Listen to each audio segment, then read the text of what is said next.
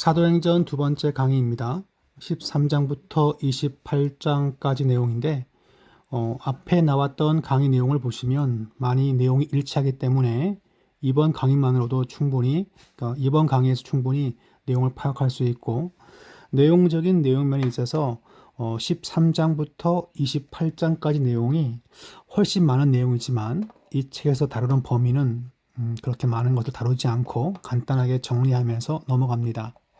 밑에 보시면 중심 메시지를 사도행전 1과 같이 보았습니다.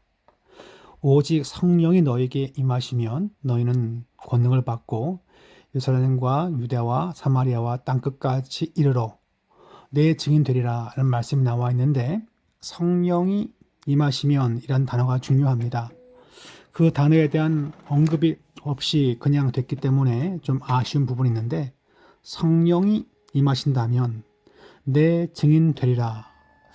이 증인 된다는 단어가 헬라어에서 중간태라는 단어를 취합니다. 그것은 말하는 사람의 의지가 포함되어 있어요.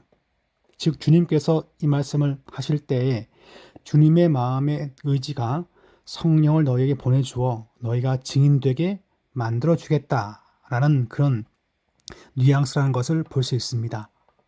그래서 성령이 임하여서 증인되는 것이 우선적이라는 것을 우리는 특별히 공과 공부에서 주목할 필요가 있습니다. 성도의 삶에는 두려움과 어두움과 힘든 시간과 역경도 있고, 승리와 기쁨과 평강과 감사와 그 다음에 응답의 시간도 존재합니다. 모든 것은 성령님께서 그 가운데 다 이끄심이 있다는 거죠. 그것이 지난주 공과와 또한 이번 주에 해야 할 공과 내용에서 사도행전이 품고 있는 중요한 키 메시지입니다. 그래서 땅끝까지 이르러 내 증인 되리라. 주님의 의지가 반영되어 있는 거예요. 내가 증인되는 것이 아니라 증인되게 만드시기 때문에 승리할 때, 감사할 때, 혹은 반대로 핍박이 오거나 환난 가운데 처할 때도 증인되게 하실 것이기 때문에 이에 대하여 우리는 마음을 열고 주님의 인도하심을, 도우심을 사모하는 마음의 자세가 필요합니다. 지난번에 했던 책에 보시면 후반부는 안디옥을 중심으로, 이 안디옥은 바로 수리아 안디옥 혹은 시리아 안디옥이라 부르고, 그 다음에 이 안디옥을 중심으로 바울이 핵심 인물로 등장합니다. 초기에 바나바와 함께 사역하지만 바울이 설교를 많이 하고 성경 공부를 많이 인도하기 때문에 사역의 중심 그 인물로 등장합니다. 땅끝까지 이르러서 예루살렘뿐만 아니라 땅끝까지 퍼진다는 것을 보여주고 있고, 중간에 베드로처럼 바울도 감옥에 종종 갇힙니다. 3번에 걸친 선교 여행이 있고 마지막에는 로마로 이송되는데, 로마까지 가는 것도 4차 전도 여행이라고 말하는 분들이 들어있지만 그건 소수의 의견이고, 3번의 전도 여행 다음에 예루살렘에서 체포되어서 로마로 가는 것으로 그렇게 결말 나는 것이 사도행전의 구조입니다. 지금 여기 보시면 표로 잘 정리가 되어 있어요. 그래서 이 표를 가지고 성경 공부 내용에 집어넣었습니다. 그래서 21장까지 보면 3번의 전도 여행이 나와 있고 가운데에 예루살렘 공회 혹은 공의회가 있습니다. 즉 사도와 그 다음에 제 아들이 다 모여가지고 회의하는 내용인데, 첫 번째 선교 여행 다음에 왜 이게 존재할까요? 첫 번째 선교 여행 다음에 놀라운 숫자로 많은 지역에서 이방인들이 하나님을 믿습니다. 근데 이방인들은 할례 받지 않고 구약의 율법을 배우지 않고 또한 그것을 준수하지 않는 사람들이죠. 안식일에 간단한 노동도 하면서 살 수 있습니다. 이에 대하여 기존의 전통적인 구약의 말씀을 배우고 살아오던 예루살렘 교회에서는 특별히 율법의 특심인 사람들한테는 상당히 외국에서 들어온 이 기독교가 이질감이 있다는 걸 느낍니다. 그러면서 다른 지역은 다 상관없는데 예루살렘 지역만, 이방인 지역에서 예수 믿은 자들이 구약에 나와 있는 말씀을 지키지 않고 사는 것에 대해서 그건 잘못된 것이다 라고 하면서 대표적으로 할례 받아야 한다 라고 하면서 1차 선교 여행 다음에 필연적으로 이런 신학적이고 또한 종교 풍습적인 신앙생활의 어떤 양식적인 면에서 이런 그런 장애물이 생길 수밖에 없지요. 그래서 예루살렘 공회회는 1차 선교 여행 다음에 필연적으로 발생하게끔 되어 있습니다.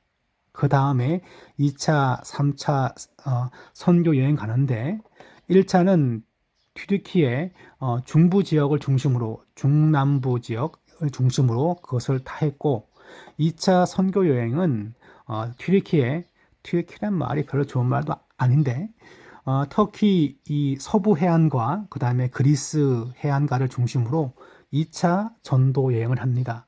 3차 전도 여행은 이 두 지역을 한 번 더 도는 거예요. 간단한 형식이죠. 도시 이름이 저희에게 익숙치 않기 때문에 좀 어려운 것이지 전체적인 구도를 보면 간단합니다. 그런 다음에 예루살렘에 올라와서 드디어 사로잡힌 다음에 감옥에 갇힙니다. 군중 앞에서 한번 연설도 하고 공회 앞에서 자기가 믿는 예수를 증거하기도 하고 그 다음에는 벨릭스와 베스도 총독 앞에서 그리고 아그리빠 왕에서도 자기의 믿음을 고백합니다. 그런 다음에 이 감옥에서 2년 이상의 시간을 보냅니다. 그런 다음에 드디어 로마에 가서 가택 연금을 당합니다. 로마의 감옥은 두 가지 형태인데 징역을 사는 사람들, 중범죄자들을 가두는 감옥이 있다면 간단한 범죄에 대해서 아직 재판 전이기 때문에 그와 같은 상태는 가택연금을 당합니다. 그래서 자신이 집을 사서 자신이 세를 내고 자신이 먹을 걸 먹으면서 재판을 기다리는 것인데 모든 사람들의 재판에 대해서 정부에서 그들에게 밥과 옷을 주고 그렇게 소위 그 유치장에서 보내게 된다면 그 모든 재정 부담은 누가 집니까? 그러니까 이제 콜롬비아인가요? 저 남미의 한 국가에서는 감옥에 들어가면 감옥에서 먹는 밥과 그 모든 것에 대한 생활비를 남아있는 가족이 내야 한다는 거예요. 그게 있으면 진짜 감옥 가기 싫어가지고 범죄를 안 할 것 같은데 감옥에서 밥을 잘 주고 하니까 사람들이 감옥에 가는 게 아닌가 싶기도 합니다. 자, 여하간에 가택연금 상태에서 시간 보내면서 마지막 전도 사역에 대한 걸 기록합니다. 그러면서 이 사도행전은 사도 바울의 결말을 맺지 않고 아직 지속적으로 되는 것으로 그렇게 결말을 내립니다. 사도 바울의 그 다음 사역은 무엇인가 해서 학자마다 약간의 의견 차이가 있는데 그가 본래 가고 싶어 했던 서바나 지역에 가가지고 실제로 복음을 증거하려고 했다고 그런 이제 교부들의 편지에 보면 나와 있어요. 실제로 스페인 지역에 갔는데 말이 통하지 않고 즉 헬라어나 혹은 로마의 라틴어라든가 이런 말들이 통하지 않기 때문에 도저히 선교를 할 수 없어서 그냥 돌아왔다라고 하는 그런 이제 교부들의 편지 내용이 있습니다. 여하간에 사도 바울은 선교가 하나님의 종말을 보여주는 중요한 것이다 보았습니다. 그래서 이방 교회에서 재정을 모아서 예루살렘 교회를 돕는 것, 그것이 선지서에 나와 있는 마지막 때 종말 때에 예루살렘에서 보여주는 함께 모든 민족이 경배하는 환상으로 본 것이죠. 물론 이것은 제가 지금 쓰고 있는 논문의 내용인데 그렇습니다. 끝까지 선교하는 것이 주님의 종말의 시대를 보는 것이고 이 땅 가운데 주님의 나라가 세워지는 마지막의 모습이라는 것을 말하고 있고 그래서 선교와 구제 사역이 밀접하게 연결되어 있다. 사도행전 얘기를 지금 하고 있지 않은데 제가 제 지금 논문 얘기를 좀 하고 있는데 자 넘어갑시다. 뒤에 보시면 뭐 1차 선교 여행 그다음에 예루살렘 공의의 내용이 다 나와 있습니다. 그래서 내용을 보시면 그렇게 어렵지 않고 그다음에 2차 선교 여행, 3차 선교 여행 나와 있고 그다음에 군중한테 붙잡히죠. 그리고 매를 맞습니다. 이때 천부장한테 나는 로마 시민이라고 얘기하면서 말할 기회를 얻게 되고 그 다음에 옥에 갇힙니다. 그런 다음에 사내들인 공회에서 한번 말하게 되고 그 다음에 총독 앞에 서서 그리고 이제 나중에는 왕 앞에 서서 내가 믿는 예수에 대해서 증거하는데 그가 로마에 호소하기 때문에 아그리빠 왕도 얘기하게 되는데 그가 로마에 호소하지 않았다면 지금 석방할 수 있다. 그렇지만 바울은 석방되기를 원치 않고 로마까지 갑니다. 어떻게 보면 안전하게 로마까지 가는 방법은 주 예수의 신분이었을 것입니다. 그리고 그 와중에 28장에서 한 섬에 가서 그 섬도 복음화시키고 잘 쓰임 받게끔 되죠. 그래서 맨 마지막에는 드디어 로마까지 가서 복음을 증거하는 삶으로 마감합니다. 그래서 이 사도 바울의 삶도 마찬가지인데 성령 충만하고 은혜 받고 또한 주님의 기도 응답받는 사람들도 마찬가지로 주의 일을 감당할 때 환난과 핍박과 시련과 어려움을 겪습니다. 그러나 주님의 증인 되게 하신다라고 하신 주님의 약속을 따라서 주님이 하시는 역사이기 때문에 성도는 환난과 핍박이 있어도 시련이 있어도 승리한다는 것을 보여주고 있는 것이죠. 자, 제가 화면을 이렇게 왜 작게 했을까요? 화면을 더 키워야 되는데 제가 나중에 편집하겠습니다. 네, 지금 여기 보시면 이제 마지막 결론부가 나와 있고 이제는 이렇게 나와 있어요. 기록이 결론도 없이 사도행전의 끝에서 멈춰진다. 왜냐하면 성령 행전은 우리의 몸인 그 교회 안에서 교회를 통해서 계속되기 때문이다. 어떤 결말을 내고 다 복음화 되었습니다. 사도 바울이 죽었습니다.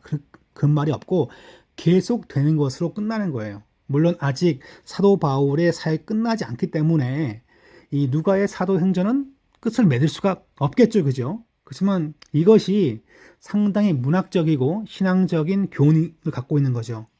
여전히 우리도 이 사역에 동참하고 쓰임 받아야 한다는 것을 보여주기 때문입니다. 네, 그 다음 페이지 보시면 여러분께서 갖고 계실 이제 사도행전 함께 하시는 성령 하나님이라는 주제로 이제 공과를 공부하게 되는데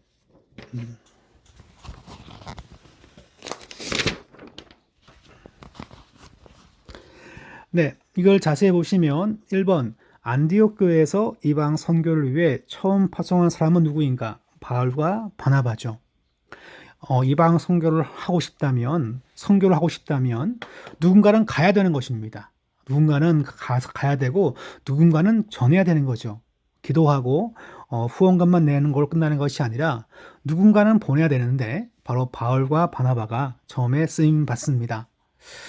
그 와중에 바나바의 그런 조카였던 마가 요한이 수행원으로 동참합니다. 함께 그냥 가는 거죠. 중간에 그만둡니다. 나중에 그것 때문에 2차 전도 여행 때 함께 데리고 가자 했지만 바울이 반대합니다. 그래서 나중에 바울과 바나바가 이제 갈라지게 되는데 그걸 담고 있어요. 밑에 표를 보시면 제가 예루살렘 제가 요 교회의 확장에 대한 것을 공과책보다 좀 확장을 해서 밑에 여기 장소를 추가하였습니다.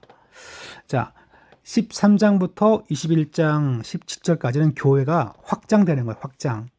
어떻게 확장될까 봤더니 첫 번째 선교 여행이 있고 그 다음에는 예루살렘 회의 혹은 예루살렘 공의회, 공회의 이렇게 말을 쓰는데 다 비슷한 말이죠. 카운슬인데 두 번째 선교 여행, 세 번째 선교 여행. 답은 너무 쉬운데 이렇게 한번 달면서 이렇게 기간이 나누어진다는 걸 점검하면 좋습니다. 첫 번째 선교 여행은 장소는 어딜까요? 터키 중남부 지역입니다. 터키 중부라고 해도 될 것 같고 하여튼 터키 중부 지역을 그 지역을 선교하죠. 돌아와서 회의를 펼칩니다. 회의를 왜 했냐고요? 많은 이방인들이 예수를 믿으니까 모세의 율법을 따라야 되느냐, 따르지 않아도 되느냐를 놓고 회의한 거예요. 그 다음에 두 번째 선교 여행은 터키의 서부 지역과 그리스 남부 지역입니다. 그리스 동남부 지역, 그냥 그리스 동부 지역, 그렇게 하지요. 예, 지금에 있는 그리스 지역입니다. 그러니까 터키의 서부와 그리스 동부 지역을 두 번째 선교 여행 때 감당합니다. 세 번째 선교 여행은요, 요 두 지역을 한 번 더 방문하는 것으로 그렇게 마감합니다. 그러니까 많은 이방인 지역에서의 많은 복음의 열매를 맺은 다음에 드디어 예루살렘에 들어오게 되는데 이때 뭡니까? 감옥에 갇힙니다. 그래서 21장부터 28장까지는 감옥에 갇힌 바울이라 그렇게 말할 수 있죠. 그러니까 복음을 증거했으면 큰 교회에서 목회하거나 쓰임 받으면 참 좋은데 결말이 무엇입니까? 감옥에 갇힌 것입니다. 그러니까 성령 충만하고 기도 많이 해도 이렇게 환난 가운데 감옥에도 갇힐 수 있다는 것을 말해주죠. 그러니까 어떤 성경 구절 몇 구절 가지고 우리가 교훈을 받을 수 있지만 전반적인 요 긴 말씀도 우리에게 묵직한 교훈을 줍니다. 성령 충만해도 기도의 화신이 되고 막 그렇게 돼도 뭐가 있다고요? 어려움과 시련은 반드시 옵니다. 그래서 감옥에 갇힌 바울이라는 것을 볼 수 있죠. 첫 번째는 그렇게 이제 잡히면서 천부장한테 부탁해가지고 군중 앞에서 처음에 자기의 믿음을 고백합니다. 두 번째는 공회 앞에서, 지금 이 공회는 예루살렘 공의회, 아까 봤던 요건 아니에요. 요건 아니고 요거는요, 예루살렘에 있던 유대인들의 사내들인 공회예요.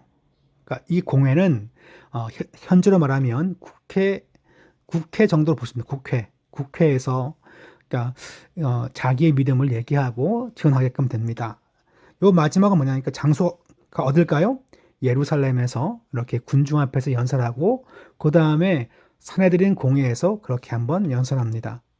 두 번째는요, 이제 가이사라 지역은 로마 군대가 주둔하고 있던 서부 해안 지역에 있던 그런 그러니까 도시인데 유대인들이 이 바울을 죽이려고 막 하니까 결국은 천부장이 이거 풀어주면 안 된다 싶어가지고 이제는 군대와 함께 가이사라에 보내어서 이 소위 이제 겉으로 보면 감옥에 갇힌 거지만 이 바울을 보호하기 위해서 하나님은 그를 감옥에 모셔놓은 거죠. 벨릭스 베스론 당시에 그 총독이었고 그 다음에는 아그리빠 왕이 통치할 때 함께 그 감옥에서 머무게끔 됩니다. 마지막에는요, 드디어 로마에 도착합니다. 그래서 로마에서 가택 연금 상태를 갖습니다. 그래서 여기에 넣을 말은요, 가택 연금이라 쓰시면 됩니다. 세 번째 보시면 처음 1차 전도 여행에 수행원으로 동참했다가 중간에 포기한 자 누구인가? 마가 요한, 또한 요한 마가, 그렇게 불러도 상관없습니다. 헬라어식 이름, 그 다음에 히브리식 이름이기 때문에 둘 다 맞는 말이에요. 마가 요한. 마가는 약간 좀 헬라어식 이름이고 요한은 이제 히브리어식이라면 이름을 같이 써놓은 것 같아요. 자, 네 번째, 예루살렘에서 바울이 사로잡혀 매를 맞을 때 신분을 밝히죠. 너무 많이 맞으니까 이거 안 되겠다 싶은 것 같은데 자기의 신분이 뭐라고 그때 밝힙니까? 로마 시민이라고. 그러니까 천부장이 못 때리는 거죠. 왜냐하니까 로마 시민은 죄가 확정되기 전까지는 죄인이 아닌 거죠. 지금 현대 많은 국가의 법과 일치합니다. 그만큼 로마가 법치 국가였기 때문에 로마 시민됨을 얘기하고 또한 기회를 잡아서 사람들에게 그리고 사내들인 공회에서 자기의 신학과 신앙 고백을 증언하게끔 됩니다. 자, 5번 가이사라에서 벨릭스에게 신문 받을 때 그는 2년 동안 구금 상태가 됩니다. 그러니까 바울 사도가 그렇게 뛰어난 영적 리더인데 감옥에 갇혀가지고 한 몇 주 만에 나오면 참 좋은데 그죠? 몇 년 동안 그냥 그렇게 구금되는 거예요. 그래도 뭡니까? 하나님의 쓰임받는 삶이 될 수 있다는 것입니다. 우리는 승리하고 성공하고 합격하면 잘 쓰임받는 것이라 생각하지만 그러지 못하여도 하나님의 계획 가운데 쓰임받을 수 있다는 것을 우리가 믿어야 하는 거죠. 23장 11절 말씀, 제가 개인적으로 좋아하는 말씀이라서 쓴 것 같은데 그날 밤에 주께서 바울 곁에 서서 이러시되 담대하라. 내가 예루살렘에서 너의 일을 증언한 것 같이 로마에서도 증언하여 하리라 하시니라. 어디 가든지 두려워하지 말고 지키는 사명대로 살 수 있다. 걱정하지 마라. 그것을 전합니다. 그 다음에 이건 이제 사도행전 28장 맨 마지막 말씀이에요. 바울이 온 이태가 뭡니까? 2 years. 2년입니다. 2년 동안 자기 어딘가요? 자기 셋집에 머물면서 그러니까 가택연금인데 로마 정부가 돈 주는 게 아니에요. 본인이 돈 주고 사야 됩니다. 자기 셋집에 머물면서 자기에게 오는 사람을 다 영접하고 하나님의 나라를 전파하며 주 예수 그리스도에 관한 모든 것을 담대하게 거침없이 가르치더라. 그러니까 어려움도 있고 지금은 감옥이고 가택연금 상태지만 주님의 일을 하는 데는 주님의 도우심이 있기 때문에 그 가운데는 두려움과 떨림과 막힘이 없다는 걸 보여줍니다. 그러니까 사도행전 전체 교훈이죠. 이게 전체 교훈. 우리 전체 교훈을 놓치면 큰일 납니다. 전체 교훈은 이렇죠. 두려움과 떨림과 박해와 환난이 있지만 성령님 도우시니 끄떡 없습니다. 잘 됩니다. 그 얘기예요. 자, 마지막 7번. 우리 가정 교회의 어려움을 겪어도 계속 유지될 수 있는 이유는 무엇입니까? 성령님이 함께 하시니까요.